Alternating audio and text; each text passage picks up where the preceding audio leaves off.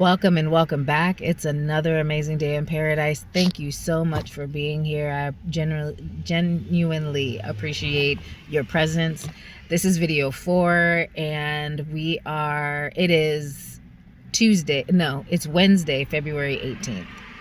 And I'm just grateful that you're here. I didn't record anything yesterday, didn't post anything yesterday because I attended the affordable housing and homelessness meeting that the joint that was the blah, blah, the joint city council and Wake County commissioners attended, and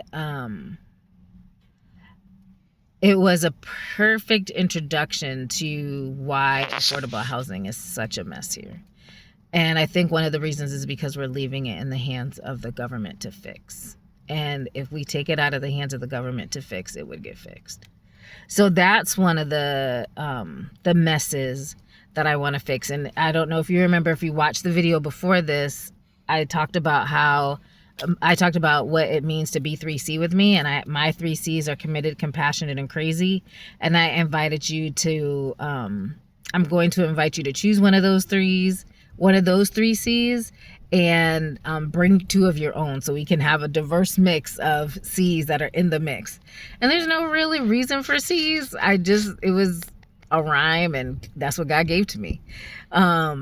Because there are going to be so many other characteristics that y'all bring to the table that don't begin with C, and they are all welcome as long as they are for the upliftment and the fulfillment of helping people achieve their dream lives.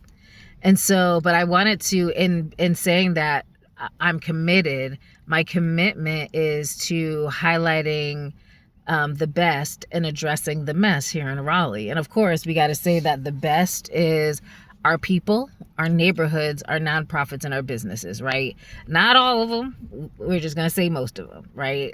We'll give it 75 to 95% are the best of anywhere else.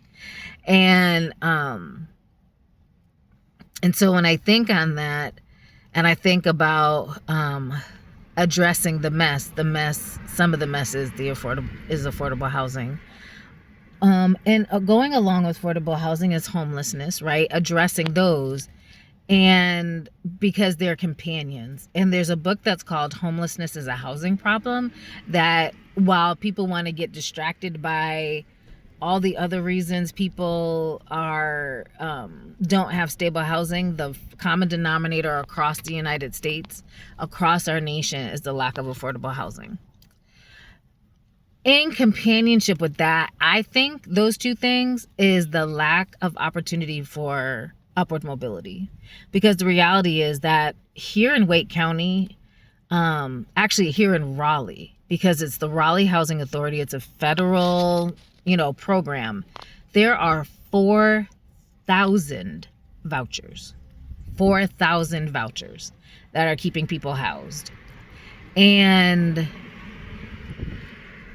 truth be told, like, if half of those families were provided opportunities for upward mobility to move out of, like, to genuinely move out of their situations into new careers, into new lifestyles, into new homes, that would eliminate homelessness right there. Affordable housing opportunities, affordable housing would open up. Those 2,000 of those 4,000 plus vouchers would open up, and we would have enough to essentially end homelessness. But because we're not focused on that, we're trying to keep poor people poor. Because all that happens in our homelessness services is trying to move people from one level of poverty to another. And I know. And I wasn't down with it. And so a mess that needs to be addressed is, how do we genuinely move people from poverty to prosperity? Because it's not just external work of getting new job skills and, career training and stuff like that. There's a mess that's going on. There's a poverty that's going on inside that needs to be addressed as well. Okay. Then, of course, we got to talk about the benefits cliffs. What happens when you lose, the EBT and the insurance and stuff like that? because you are deciding to make your life better. So we need to talk about that. So that's a big mess to address here in Raleigh, that this when you BC3 with me, we will be discussing, and we will be taking care of. And others are, and this is going to be a 2-part video because there are quite a few, but I'm going to say affordable housing, homelessness, and upward mobility. Those kind of are one package deal. And then another package deal is public private partnerships. This means that we're partnering with the city to get some stuff done. And so there are things, the two top things that come to mind are sidewalks and the separation allowance for our firefighters. And so I'm going to talk about, there's no need to go into great detail because I've asked how to do this yet, and I imagine that we would have to have a foundation or something like that. And so I'm not quite sure, but that's something we do need to support. And it's not actually just, the separation allowance isn't just for firefighters, it's actually for all our workers that have physically strenuous jobs, like our sanitation workers, waste management is what it's called. They're likely not gonna work until they're in their 70s. They're not gonna work until they're in their 60s. They'll retire early. Their bodies have done a lot more than the average person as far as work is concerned. And so what the separation allowance does is it allows them to collect 25% of their final salary until they're able to collect Social Security if they're retiring at 55. And so between the age of 55 and 62, they'd be able to collect that. And it's something that the police department already gets. The police officers already get it through the state.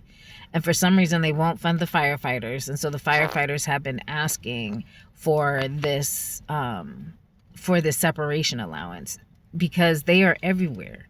They're where the police show up, and they're where the ambulance shows up. Sometimes they're the first responders before either the police or the ambulance shows up. And so they deserve this. But I appreciate it because they felt that this was something that was essential for all workers that are in the same positions they're in, of having physically strenuous jobs. And so that is definitely something I want to figure out, because it is something that the city is not trying to look at doing. And I believe that in order to retain firefighters, in order to recruit firefighters that are going to stay, because one of the other requirements is you have to be employed for 30 years. Okay. So if we're going to get people to stay and make this a career and make this the city they want this to be in a career in, we have to provide better pay. We need more firefighters for the support of the work, to be able to have shorter response times and be able to do the work effectively so they're not exhausted. And so that's public-private partnerships is definitely something else that I am interested in seeing, a mess that I would like to see us address as a community and take that burden off of the city. And for now, that's it. There are more, and I'm sure you have your own. So if there are things that you feel like messes that you feel need to be addressed here in the city, then by all means put your comments put any comments you want down below, and let's talk. All right, let's talk. But there is still more to come, and I just thank you for being here. Enjoy the amazing day you're creating. Peace.